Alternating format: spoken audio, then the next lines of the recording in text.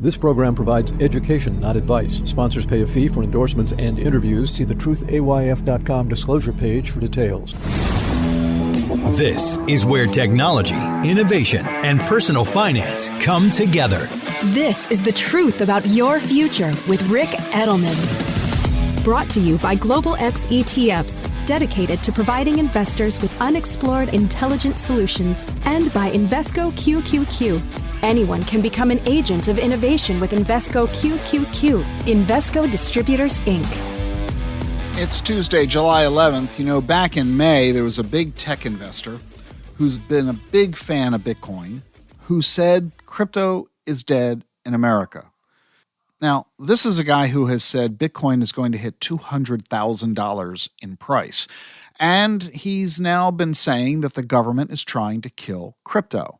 He's noted that the SEC has been suing crypto companies for selling unregistered securities, that the OCC and the FDIC have been shutting down banks for letting crypto companies open checking accounts with them. Remember Signature Bank and Silicon Valley Bank and First Republic Bank? Well, you have to ask yourself a question. Are you willing to invest in something that might be dead in America? Well, there are two responses that you need to regard.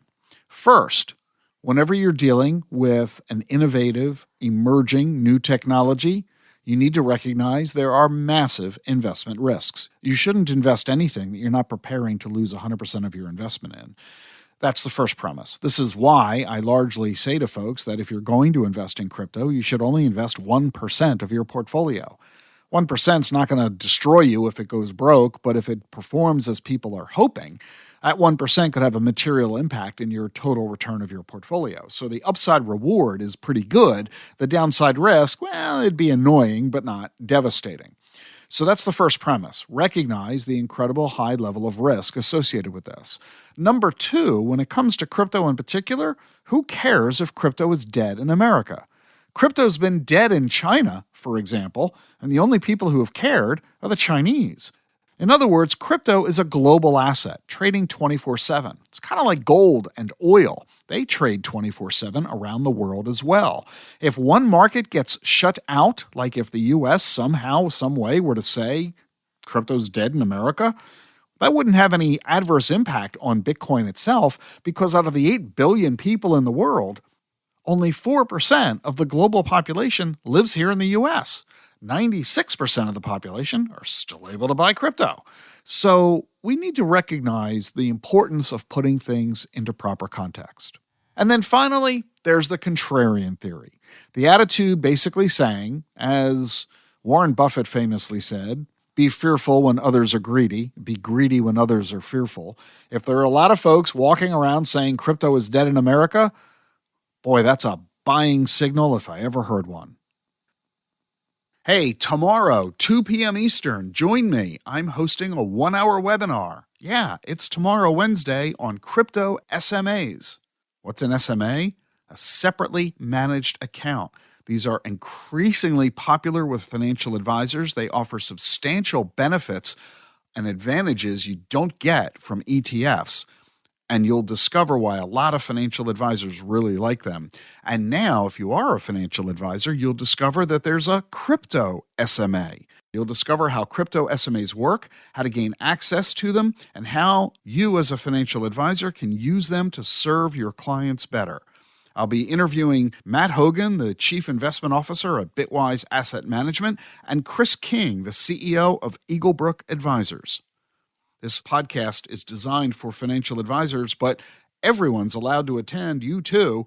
You can register for the podcast at dacfp.com, DACFP.com. The link is in the show notes. I'm Rick Edelman. See you tomorrow. Lately, it seems like buzz around ChatGPT and the potential of generative AI is everywhere. But this trend didn't appear from the blue. It reflects years of innovation by many leading-edge companies. Looking to add AI exposure to your portfolio? Rather than try to pick individual winners, consider the Global X Artificial Intelligence and Technology ETF, ticker AIQ, which invests in dozens of stocks across the emerging AI frontier. Investing involves risk, including possible loss of principal. Technology companies can be affected by rapid product obsolescence and intense industry competition. Before investing, carefully consider the fund's objectives, risks, charges, expenses, and more in the full or summary prospectus at globalxetfs.com. Read carefully. Distributed by SEI Investments Distribution Co. Support for Rick Edelman's podcast comes from Invesco QQQ. Meet Henry, an everyday person who enjoys reading science fiction, keeping in shape at the gym, and spending time with family. He also participates in progress by investing in a fund that supports innovative ideas. Invesco QQQ ETF allows you access to innovators of the NASDAQ 100, so you don't have to be a rocket scientist to help push progress forward. Anyone can become an agent of innovation. Learn more at Invesco.com/QQQ. There are risks when investing in ETFs, including possible loss of money. ETFs' risks are similar to those of stocks. Investments in the tech sector are subject to greater risk and more volatility than more diversified investments. The NASDAQ 100 Index comprises the 100 largest non-financial companies on the NASDAQ. You can't invest directly into an index. Before investing, carefully read and consider fund investment objectives, risks, charges, expenses, and more in prospectus at Invesco.com. Invesco Distributors, Inc. Demystifying digital assets, putting crypto in context, and getting you ready for what's next. This is The Truth About Your Future with Rick Edelman.